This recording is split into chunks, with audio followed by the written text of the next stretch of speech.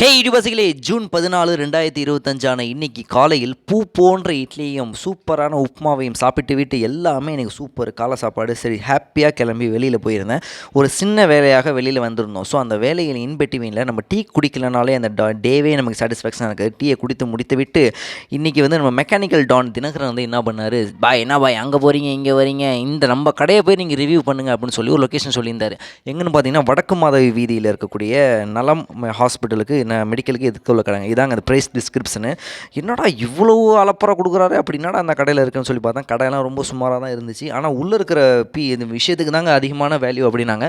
லுகர் தொழுகை எதுக்கு உள்ள பள்ளிவாசலில் தொழுது விட்டு அதுக்கப்புறம் பார்சல் வாங்கிக்கிட்டு அந்த ஹாஸ்டலுக்கு கிளம்பிட்டேன். இது வந்து தொழுகை டைம் அப்டேட் ஆகிருக்கு. அதையும் ஒரு ஃபோட்டோ பிடிச்சி முடிச்சுட்டு ஹாஸ்டலுக்கு வந்துட்டாங்க. சார் என்னடா அப்படி இப்படின்னு ஹைப்பு கொடுக்குறாரு, அப்படி என்னடா இருக்கும் இந்த பிரியாணியில் இந்த கிரேவியில் அப்படின்னு சொல்லி சாப்பிட்டு பார்த்தா சும்மா அப்படி எச்சு ஊறுதுங்க.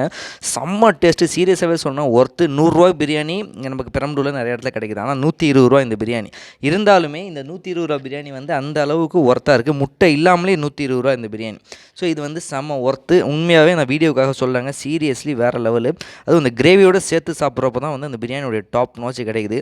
இந்த கடை எங்கே இருக்குன்னு பார்த்தீங்கன்னா பெரம்பலூர் பழைய பஸ் ஸ்டாண்ட் சிக்னலில் வடக்கு மாதவி வீதியில் இருக்கிறது. ஓவராலாக இந்த பிரியாணி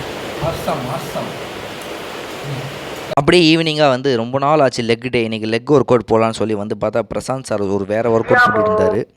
முடிச்சு கூட நம்ம சேனலை சப்ஸ்கிரைப் பண்ண மறந்துடாதீங்க. போய் நெக்ஸ்ட் வீடியோவில் மீட் பண்ணுறப்பா.